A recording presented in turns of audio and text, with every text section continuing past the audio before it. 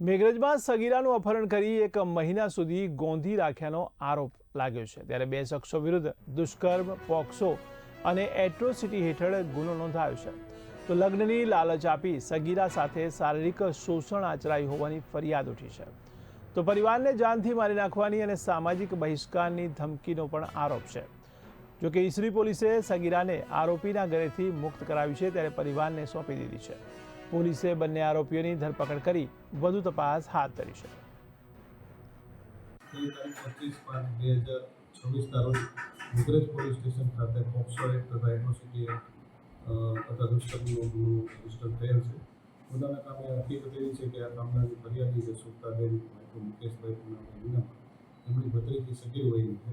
એમને એમના ચારના કુટુંબી કાકા છે, એમનું નામ છે કમલેશભાઈ કલવાભાઈ સડા। તેઓએ એમના સગીર વયની જે દીકરી છે એમના ભાઈને મારી નાખવાની ધમકી આપી અને મોટરસાઇકલ ઉપર બેસાડી અને અમદાવાદ લઈ ગઈ અને 4 દિવસ સુધી તે અમને સતત ગોધી રાખી અને ત્યારબાદ એમને એમના પરિવારને સોંપે।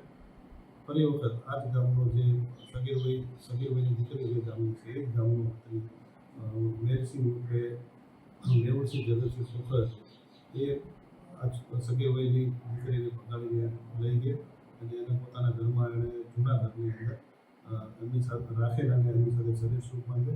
ત્યારબાદ એમનો પરિવાર સમજાવટથી એમને પરત સોંપે અને ફરીથી ત્રીજી વખત જ્યારે આ દીકરી જે શામળાજીના રૂદરડી ગામે હતી એમના સંબંધીને ત્યારે આ કામના આરોપી છે કમલેશભાઈ કલવાભાઈ સડા તે રિક્ષા લઈને અને સહ આરોપી મેહુલસિંહ સાથે ગયેલ અને અમને ત્યાંથી લઈ આવેલા અને પોતાના ઘરે મેહુલસિંહ અને સતત 1 મહિના સુધી રાખે અને પછી પરિવારના સમજાવટથી એ લોકોને લેવા માટે ગયેલા તો એમના જે પરિવારના સભ્યો છે, જે સગીર વયની દીકરી છે, એમના પરિવારના સભ્યો છે, એમની સાથે જાતિ અપમાનિત શબ્દો કહેવામાં આવેલા અમને ધમકી આપવામાં આવેલી, જે અનુસંધાને મેઘરજ પોલીસ સ્ટેશનમાં ગુનો રજીસ્ટર કરવામાં આવેલ છે। બંને આરોપીઓની ધરપકડ કરી લેવામાં આવેલ છે અને આ ગુનાની તપાસ હાલ ચાલુ છે।